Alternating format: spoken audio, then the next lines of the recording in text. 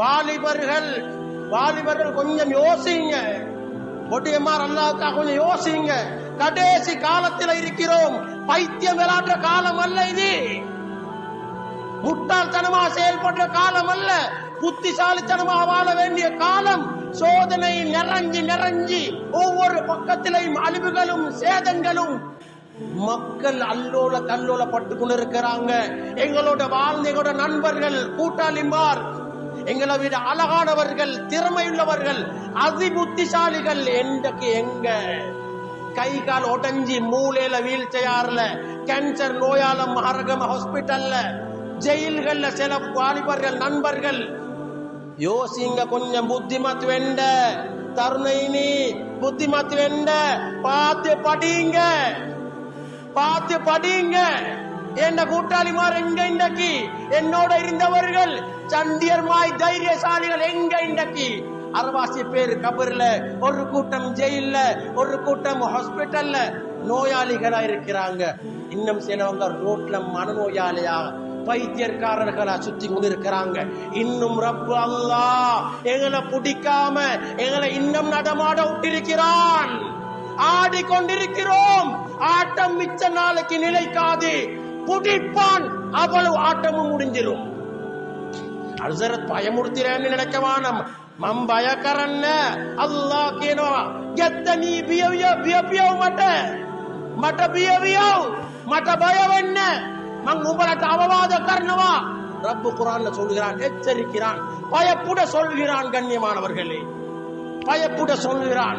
நாங்க பயப்புடணும். வாலிபர்கள், பெரியவங்க, அல்லாஹ் ரஹ்மத் செய்வான். ஹராத்தில் இருந்து ஒரு வார்த்தை பொய் சொல்லி சம்பாதிக்கிறதும் அல்லாஹ்ட ரோசத்தை கொண்டு வரும். அதை ஞாபகம் வச்சுக்கொள்வோம். அந்த ஹராமான ஒரு ரூபா சம்பாதிப்பும் வீட்டுக்குள்ளுக்கு கெட்ட நோயை கொண்டு வரும். எந்த புள்ள, எந்த மனைவியில, குடும்பத்தில பயங்கர ஆபத்தை உண்டாக்கும் ஹராமான சம்பாதிப்பு. அதை நாங்க ஞாபகம் வச்சுக்கொள்வோம். இது மாதிரி ஒவ்வொரு ஹராமும் புத்திக்கு படாத பயங்கர ஆபத்தை கொண்டு வந்து சேர்க்கும். ஒவ்வொரு பாவமும். அதனால கண்ணியமானவர்களே, நாங்க விளையாட்டு காற்றாக்கள் அல்ல. பயந்து பயந்து பயந்து கபூர்ல கொண்ட பேத்து வைக்கும் வரைக்கும் பயப்படும். கண்ணுக்கு முன்னால எல்லாம் பார்த்து கொண்டிருக்கிறோம். இவ்வளவு பயான்கள் சொல்லப்படுறதா இல்ல? கண்ணியமானவர்களே, இப்பையும் உலாம் இயற்கை என்று பேசலாம். உலாம் இயற்கை என்று பேசலாம். கண்ணியமானவர்களே, எங்கள்ல சாதாரணமா ஒரு முதலாளி கோலேனுக்கு ஒரு விஷயத்தை 2 பயணம் சொல்லி 3 பயணம் செய்யலாட்டி எப்படி சூடாகும்? என்னென்ன ஜாதியில வார்த்தையில பாவிச்சு காதத்துக்கு கடையில் இருந்து அவட வேலை தளத்திலிருந்து வெளியே போட்டான். எங்கட படைச்ச ரப்பு எவ்வளவு பொறுக்கிறான். சுபஹானல்லாஹ். தனியா உட்கார்ந்து கொஞ்சம் யோசி பாருங்க. அவன் தந்தை இந்த உடோட பொடியை வச்சுக்கொண்டு என்ன விளையாட்டெல்லாம் போட்டு கொண்டிருக்கிறோம். அவன் தந்தை இந்த மூளைய எவ்வளவு கிரிமினல் மாய் வாழ்ந்து கொண்டிருக்கிறோம். என்ற கொடுக்கல் வாங்கல், என்ற அளவு நிறுவ எப்படி இருக்குது? அல்லாஹ் விரும்பினமா இருக்குதா? யோசிச்சு பாருங்க. இப்படி இருந்தும் நடமாட விட்டிருக்கிறான். அவன்தான் அவன் சப்பார். என்னை மூளை படைச்ச ரப்பு அளவு கடந்து பொறுக்கக்கூடியவன். அவன் பொறுமசாலி, பொறுக்கிறான். அவன் சத்தார், எல்லை இல்லாமல் குற்றங்களை மறைக்க கூடியவன், மறைச்சு கொண்டிருக்கிறான். அவன் கஃபார், எல்லை இல்லாமல் பாவங்களை மன்னிக்க கூடியவன், மன்னித்துக் கொண்டிருக்கிறான். அதுபோல் ரப்பு குர்ஆன்ல சொல்றான், ஷதீதுல் இகாப், கடினமாக தண்டிக்க கூடியவன்.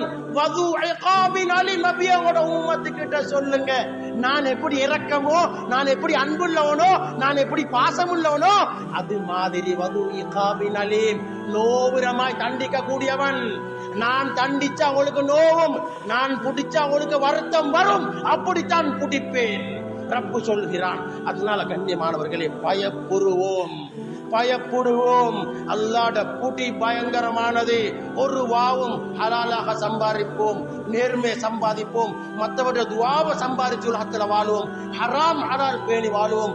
அல்லாஹ் எங்கட பரம்பரையை பாதுகாப்பான். எங்களுக்கு இருக்கக்கூடிய பதட்டத்தை இல்லாமாக்கி நிம்மதியாக வாழ வைப்பான்.